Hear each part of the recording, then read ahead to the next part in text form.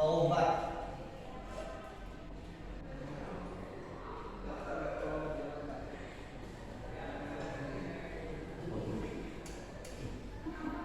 Taubat kita.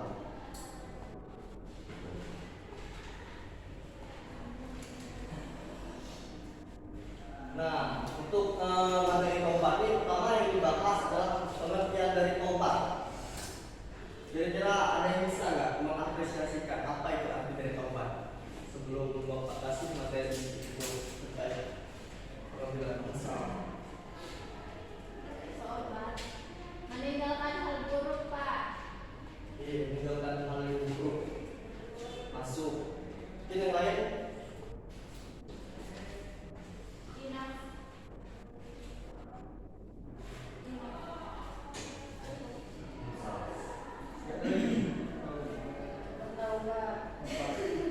Kira-kira taubat itu seperti apa yang ada di gambaran pemikiran kalian? Meminta ampun. Adalah Tidak akan mengulangi.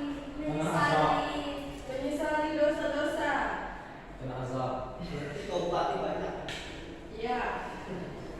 Nah, taubat ini diambil dari kata bahasa Arab itu dari kata tobrut. Tobrut. Tambah kunci. Tobrut. Taubat.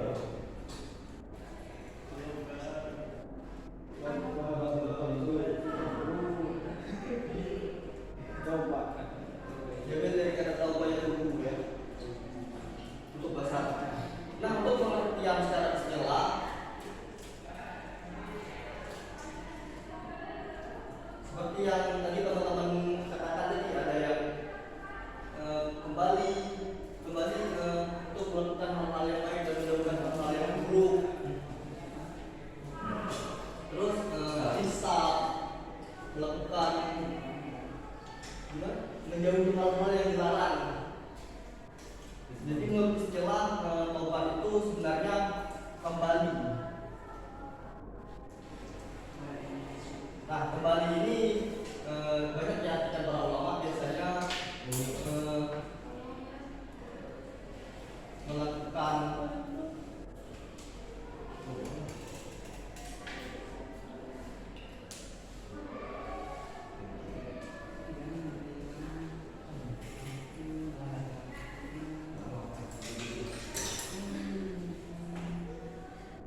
secara istilah biasanya kembali atau hijrah. Hijrah. Ada yang tahu hijrah? Kata-kata hijrah. Nah, sebenarnya kata-kata hijrah itu termasuk salah satu langkah-langkah atau proses untuk mendapatkan taubat. Contoh hijrah ini seperti kembali hijrah ini, arti hijrah ini adalah merubah ya. Merubah dari pola kehidupannya yang buruk menjadi yang agak lebih baik. Dengan sepenuh hati itu melakukan hal-hal yang diperintah Allah dan menjauhi hal-hal yang dilarangnya dengan sepenuh hati itu karena takut.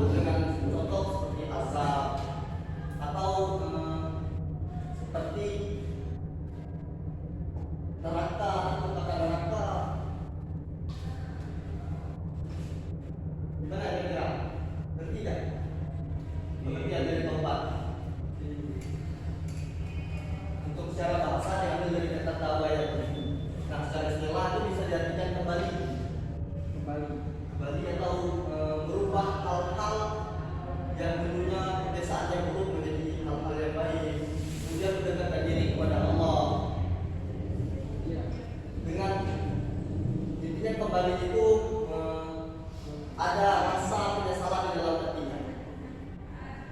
Penyesalan yang tidak akan mengulangi hal-hal yang buruk yang pernah dilakukan. Nah, selanjutnya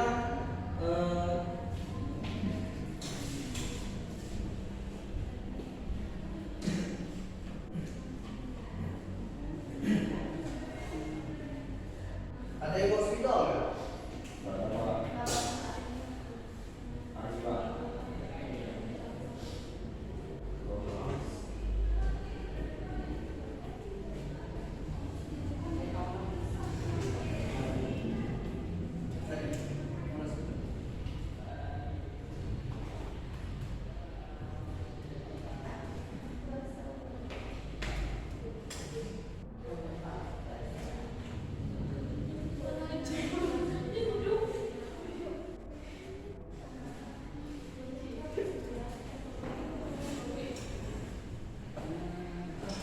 Oke, selanjutnya hakikat tobat.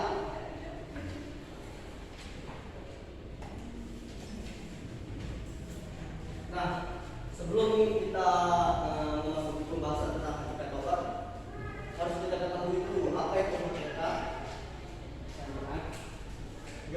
Enggak. Ini pembahasan tentang hakikatnya saja.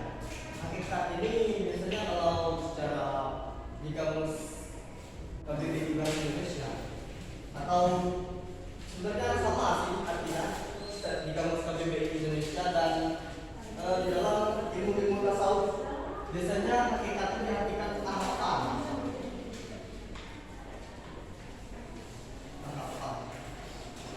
atau hal yang bakal dilalui.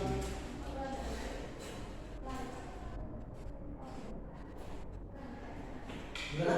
Paham kan jadi hakikat itu tahapan atau hal yang dilalui. Hal yang dilalui dalam bertobat. Contoh hal-hal yang atau tahapan yang bakal dilalui dalam para orang bertobat itu biasanya ada itu kepedihan, bukan kepedihan sih sebenarnya, tapi seperti lebih ke ujian atau cobaan.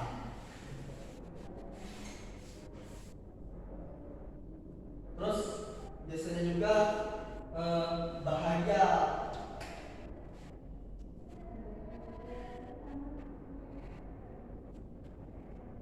Terus ada juga yang lebih serem sih kalau menurut Bapak, seperti kayak ulama-ulama sufi menyebutkan hakikat tobat itu adalah takut.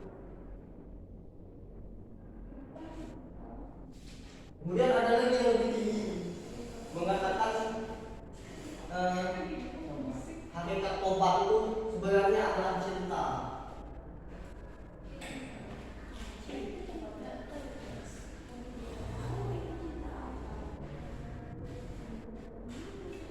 Nah, biasanya tahapan atau hakikat hal-hal yang dilalui dalam bertobat itu biasanya yang pertama itu hijrah, pasti itu positif bakal dilalui untuk orang-orang yang bertobat. Kemudian untuk hakikat bertobat atau hal tahapan yang bakalan dilalui seseorang itu ujian atau cobaan. Kemudian orang bertobat itu juga hakikatnya pasti mendapatkan kebahagiaan.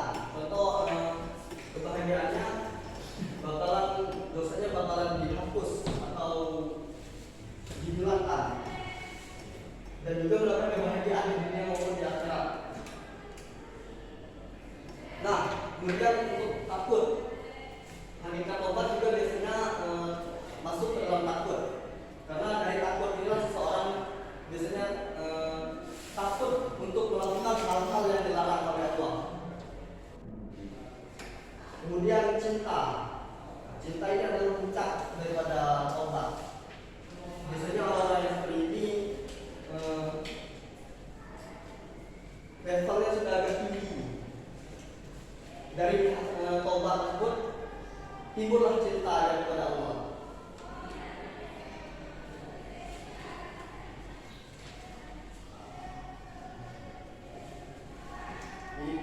tobat. Kira paham kan pentingnya tobat.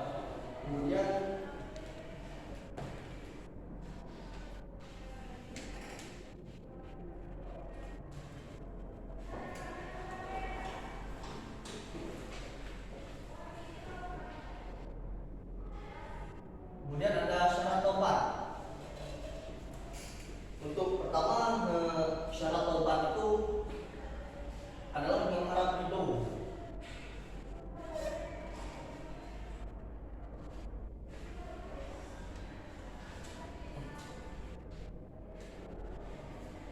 Contoh mengharap ridho ini seperti orang tobat itu memang karena Allah, bukan karena disuruh atau karena diiming-imingi sesuatu oleh seseorang.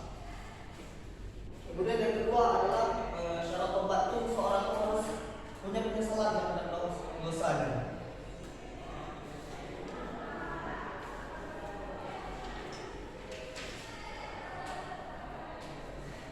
Karena jika seseorang tidak ada penyesalan dalam dosa, itu tidak bisa disebutkan sebagai tobat. Dan pastinya orang-orang yang bertobat itu punya penyesalan dalam dosanya. Jika seseorang tidak ada penyesalan dalam dosanya, berarti tobatnya hanya bermain-main, hanya ingin dilihat-lihat oleh manusia-manusia, bukan karena Allah. Nah, untuk syarat tobat yang ketiga itu biasanya yang sering dilakukan adalah hijrah. Hijrah ini atau berubah pola kehidupan yang mungkin dahulunya buruk dirubah menjadi ke lebih yang baik. Misal pola kehidupannya yang dulu sering minum minuman keras, nah dirubah jadi ikut-ikut ke dalam pengajian, majelis ilmu. Nah, kemudian syarat yang terakhir ini yang paling harus diperhatikan untuk bertobat, waktu.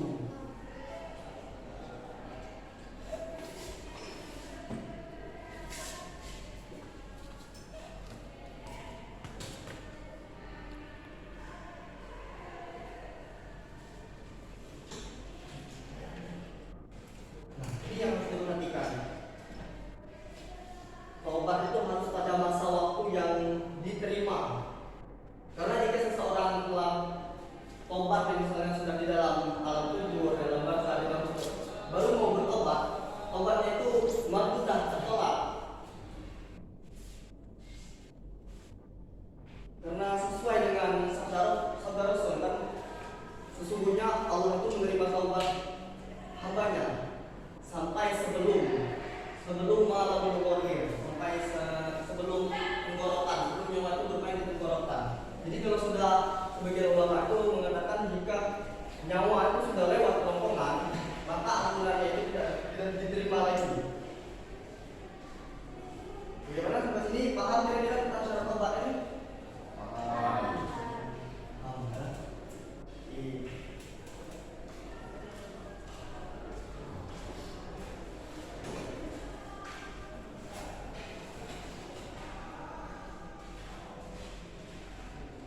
Nah, kemudian tobat juga ada tingkatannya.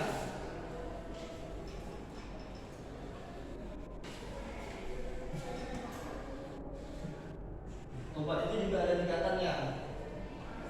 Tadi kan syarat, nah sekarang ada tingkatannya. Yang pertama itu ada tobat awam atau tobat orang-orang seperti kita, seperti orang-orang biasa.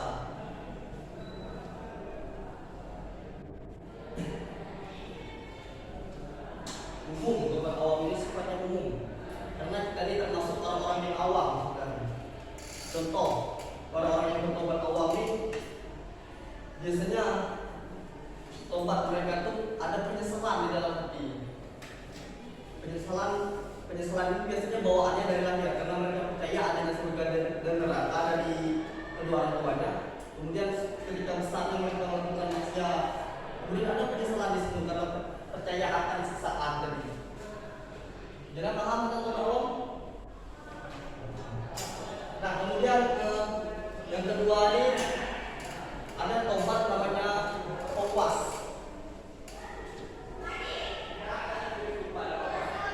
atau tobat orang-orang yang khusus, sifatnya khusus.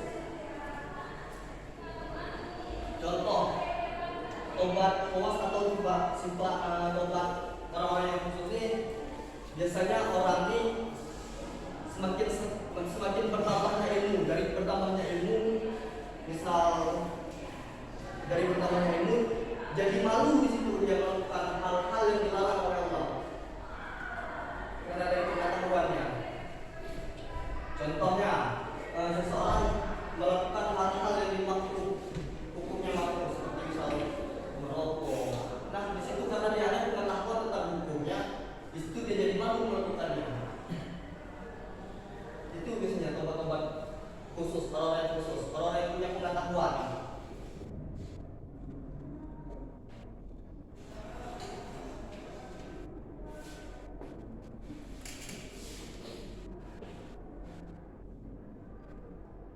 Nah, yang terakhir yang ketiga ini tingkatan tobat itu ada khas al-khawas.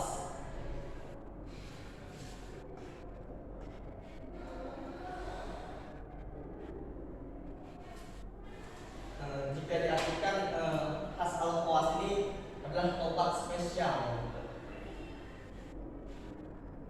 seperti halnya Rasulullah. Orang-orang biasanya dalam khas al-khawas ini, walaupun secara zahir mata kita memandang amalannya banyak, perilakunya baik, tapi masih sering dia itu mengatakan bahwa dirinya ini bukan apa-apa dan selalu ingin beristighfar, bertobat kepada Allah.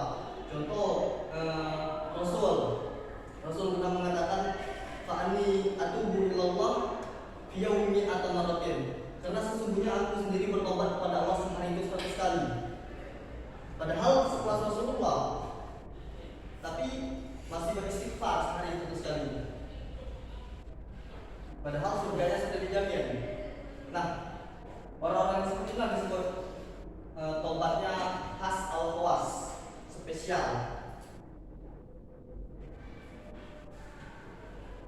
Nah, untuk tadi tingkatan tobat, kemudian yang terakhir ada keutamaan tobat.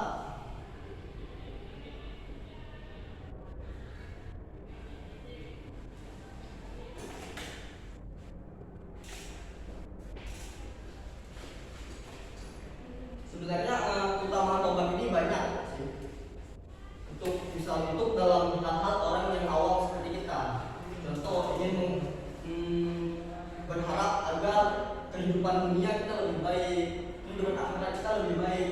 Kemudian di setiap kehidupan itu ingin diberkahi dan dirahmati oleh Allah.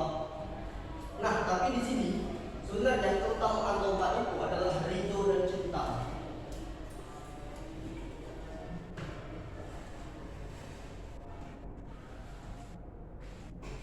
Kenapa ini dengan cinta? Karena jika kita sudah benar-benar bertobat kepada Allah, serius bertobat dari dalam hati kita, pasti Allah bakalan ridho, dan juga kita juga harus ridho akan ketetapan-ketetapan yang diberikan Allah, baik itu ketetapan baik atau ketetapan yang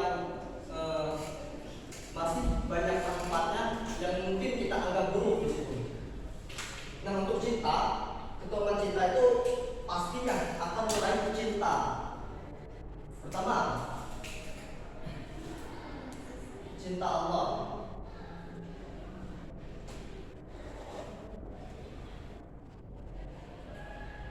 Kemudian kita pun bakalan cinta kepada Allah.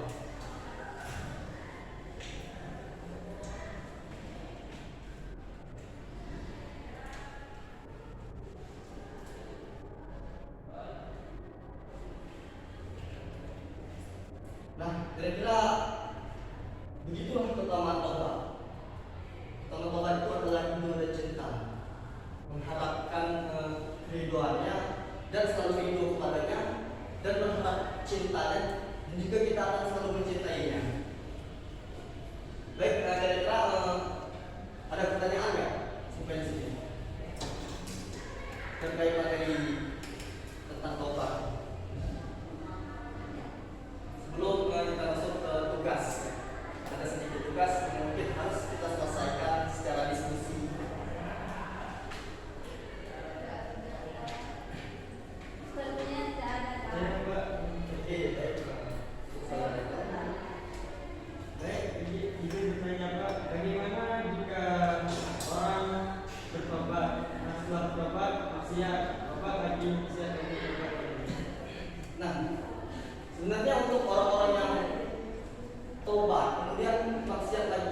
tobat, maksiat lagi.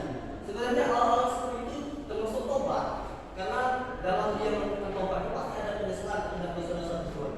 Namun karena dia tidak dapat mengendalikan hawa nafsunya, namanya juga kita manusia, pasti hawa nafsu itu terus bergejolak, terus iblis itu gak bakalan diam untuk terus menggoda kita sebagai cucu Nabi Adam ini.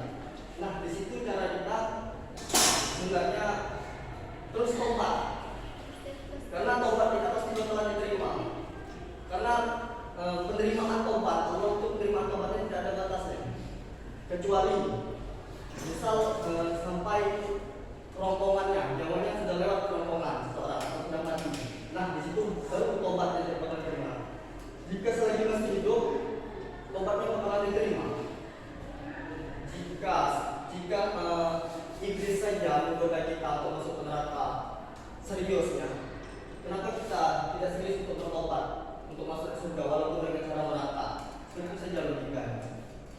Dan insya Allah bakalan diterima. Tapi jangan mencampurkan hak dan batil. Contohnya, ada seseorang bertobat, kemudian hawa nafsunya ini bergejolak lagi, dapat bisikan untuk melakukan kemaksiatan, seperti misal minum alkohol. Nah, kemudian orang ini karena kurangnya pengetahuan, mungkin sebelum dia mengonsumsi alkohol atau narkoba tadi, dia melafazkan bismillah dulu, karena dia beranggapan mungkin rahmat Allah bisa datang dari sini. Nah, untuk hal yang seperti itu sangat dilarang, karena ada dalam salah satu kaidah itu dikatakan bahwasanya ar-rukhsah la yazalu bil ma'asi. Keringanan itu tidak dapat dijelaskan dengan kemaksiatan. Terus dalam dalil juga Allah berfirman, "Wala taqulu haqqan sesungguhnya hak dan batil itu tidak bisa dicampur adukkan. Hak batil. Nah, ini itu. Bagaimana kira-kira paham? Paham. Nah, untuk selanjutnya Bapak ingin kalian membentuk dua kelompok saja. Kemudian kalian siapkan satu lembar kertas dan kalian diskusikan dengan teman-teman sekelompok kalian.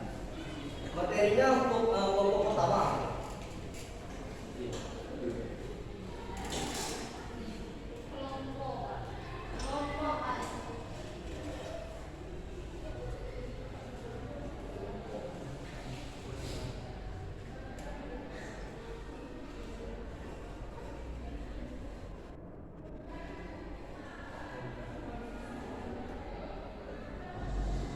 Nah, untuk kelompok pertama kalian diskusikan terkait tentang hakikat tobat itu adalah cinta. Apakah benar kalian ini ada di pro atau kontra? Jika tidak, kalian jelaskan kenapa kalian tidak setuju hakikat tobat itu adalah cinta. Jika setuju, kalian jelaskan.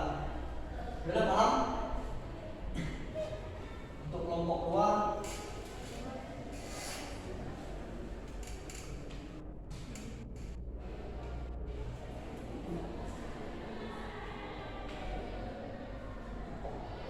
untuk kelompok kedua hakikat tobat takut. Kira-kira kalian itu setuju nggak? Hakikat tobat itu takut. Kalau setuju jelaskan, jika tidak jelaskan. Karena masa kepada Tuhan sendiri yang menciptakan kita harus takut.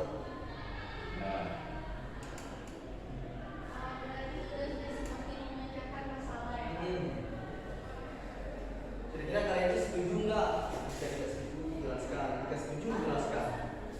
Untuk kelompok satu sebelah kanan bapak ya, untuk kelompok dua di sebelah kiri bapak.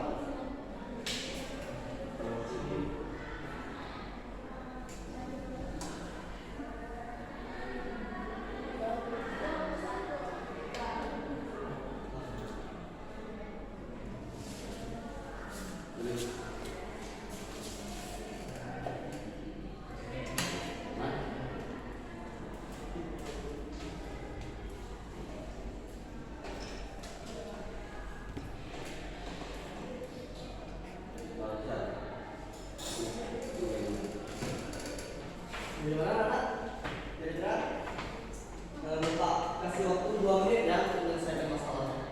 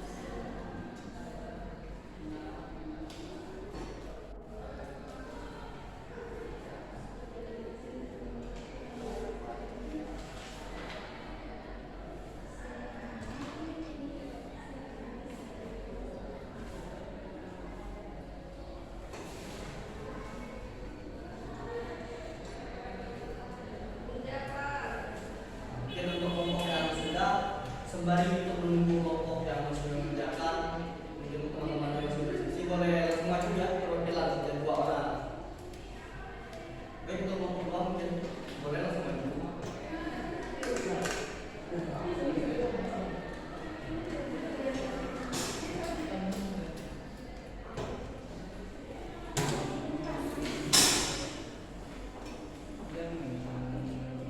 Boleh langsung dipaparkan kira-kira Semua Pak. ibu atau enggak, boleh semuanya. 2 orang dan perangkatannya. Semuanya aja. Ada Biar kelihatan kompak.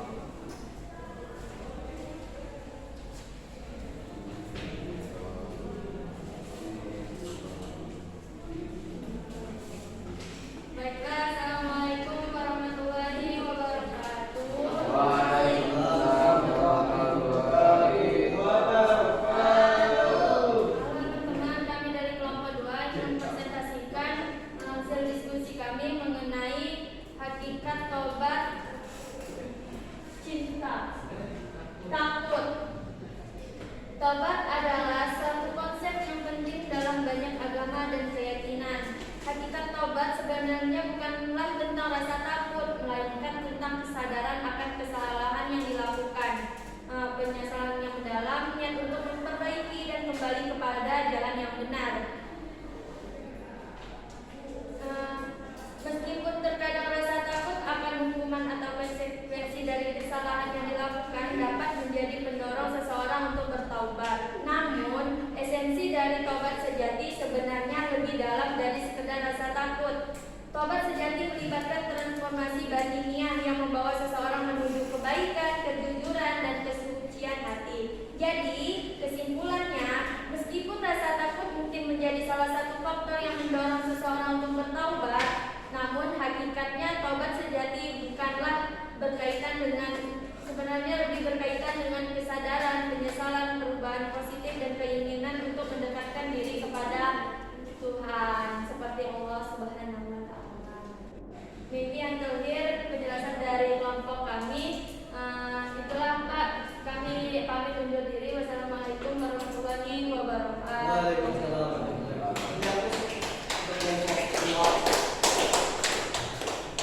Nanti nomor 1 bisa langsung maju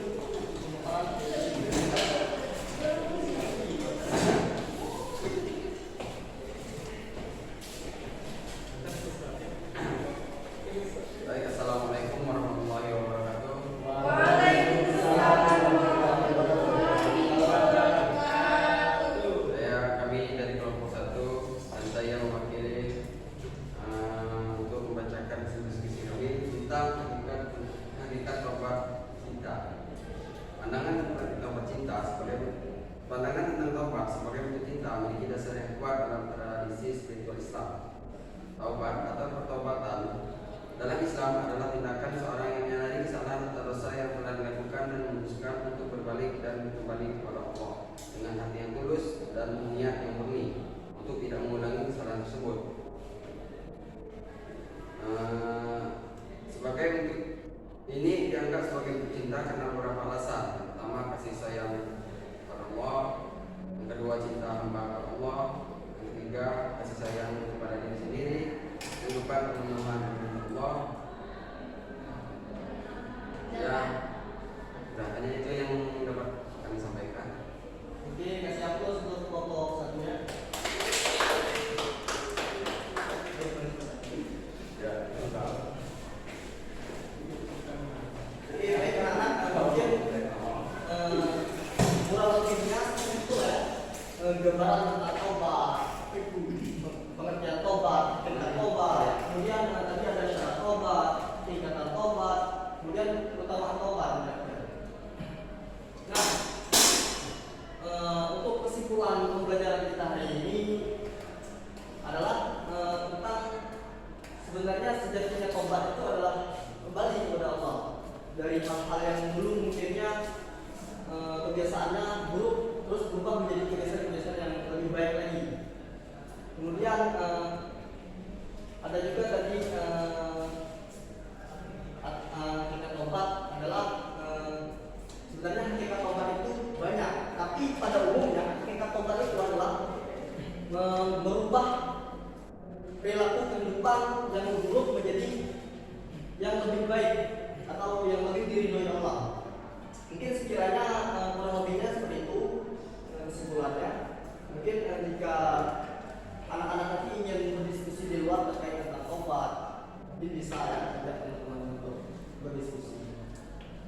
Nah, sampai di sini kira-kira ada pertanyaan nggak? Ya. Oke, baik. Kalau tidak, sebelum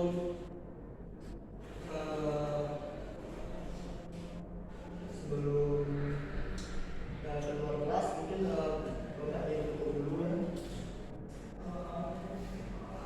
Baik, terima kasih untuk perhatian waktunya kepada kalian semua. Kalau kira cukup untuk materi yang Bapak sampaikan. Semoga ilmunya bermanfaat. Jika ada baiknya diambil, jika ada buruknya ditinggalkan. Ya. Baik, terima